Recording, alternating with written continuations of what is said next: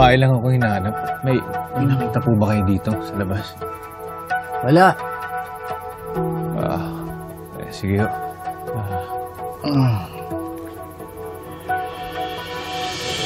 Hoy!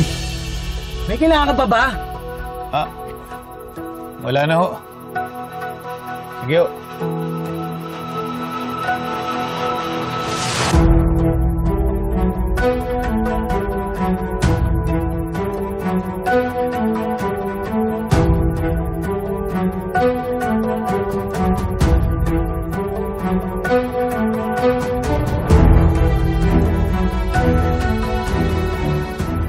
Emma, wala na si Danilo. Tara na.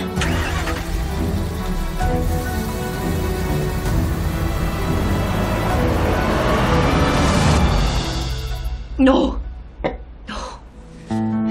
I'm not gonna do this. Hindi ko to gagawin. Alam mo ba, ha? Alam mo ba kung bakit hindi kita tinutuluyan? Ha? Kasi gusto ko magdusa ka! Kagaya ng lahat ng mga pagdurusang pinagdaanan ko sa mga taong nag-ampun sa akin. Alam mo ba? Ha? Isang malaking impyerno ang pinagtapunan mo sa amin, Ligaya! Kaya nung bata ako, iniisip ko,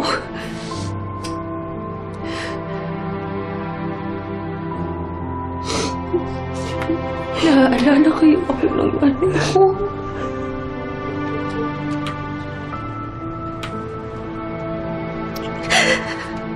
Naiisip niyo kaya ako?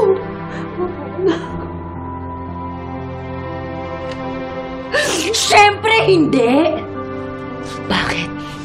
Ha? Kasi may Emma ka na!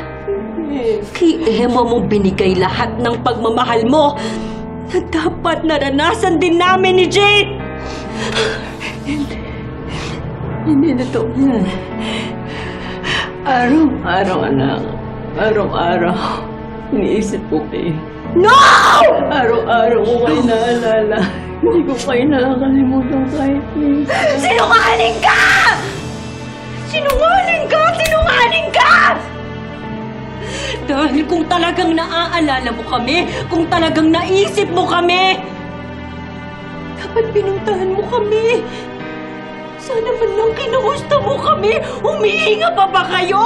Ha? Buhay pa ba kayo? Kaso hindi! Hirap ako noon. Wala akong pera. Wala akong paraan para makita kayo, para mahanap kayo. No! Anak, hindi lang ikaw ang nagdusa. Kung nagdusa ka, mas nagdusa ako. Maniwala ka sa akin. Ako rin nagdusa ako, hindi ikaw. Ayokong marinig yung mga kasinungalingan mo! Tumahimik ka na! Hindi mo kami minahal. Hindi mo kami naalala. Kasi may iba ka ng pinagkakaabalahan, di ba? Binuhos mo lahat ng pagmamahal mo kay Emma. I deserve a portion of that love, Ligaya. Kaso, pinagkait mo sa akin ng lahat ng yon. Hindi totoo yan. Maniwala ka sa akin. Sana naman makinig ka sa akin. Pinagsisisihan ko na pinaampog ko kayo ng Jade. Hindi! Araw-araw ko pinagdudusahan yun. Nakakalimos ako ng pagmamahal mula sa mga taong hindi naman ako mahal. Mula sa mga taong hindi ako kaano-ano. Namapalimos ako sa kanila kasi bakit? Kasi iniwan mo ako! Kasi inabandona mo kami ni Jade! Kasi tinapon mo kaming magkapatid! Yun ang nangyari, Ligaya! Aminin mo! Yun ang nangyari, di ba? Yun ang ginawa mo, di ba? Yun! Maniwala ka, pinagsisisihan ko yun. Araw-araw ko pinagdudusahan yun. Mahal kita, maniwala ka. Mahal ko si Jane. Mahal ko kayong mga anak ko. Pinagsisisihan ko. Tumahimik ka na! Dahil hindi mababago ng mga kasinungalingan mo ang isip ko. Mahal na mahal kita, anak. Maniwala ka sa akin. Huwag mo na ako talaga niya. Makinig ka. Pakinggan mo.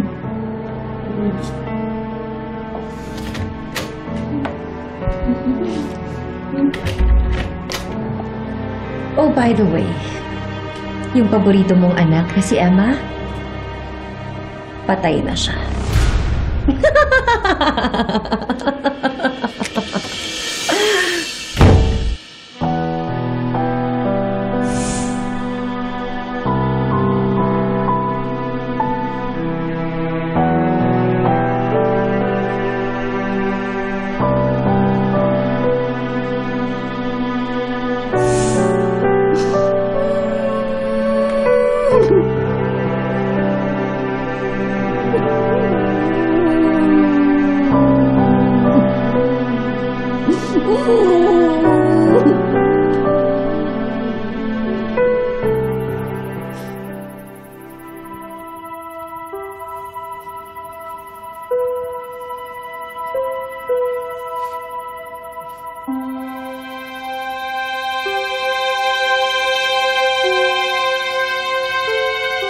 I'm back!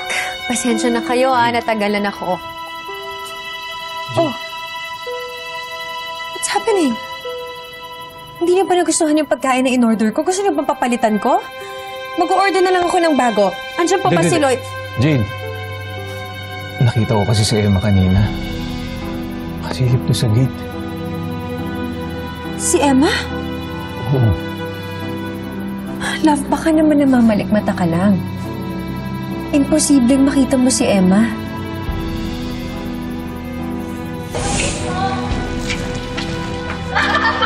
Emma? Nakita rin ni Danilo si Emma? Minumulto ba kami ng babaeng yun? Kung ano, baka namamalikmata lang talaga ako. Kasi kung si Emma yung nakita ko, kung siya nga yun... Emma! Can we please stop talking about her? Baby girl. Baby girl. Anak, Love, we were supposed to have a nice family dinner.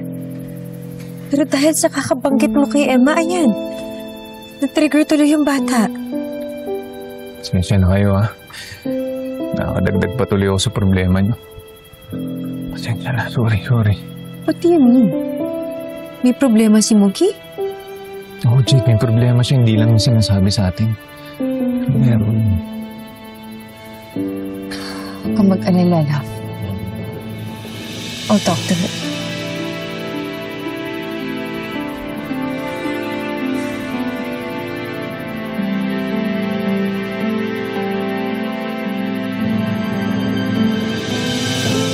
Emma, eto muna ang tubig. Salamat. Okay lang ako. Emma! Logan? Okay lang?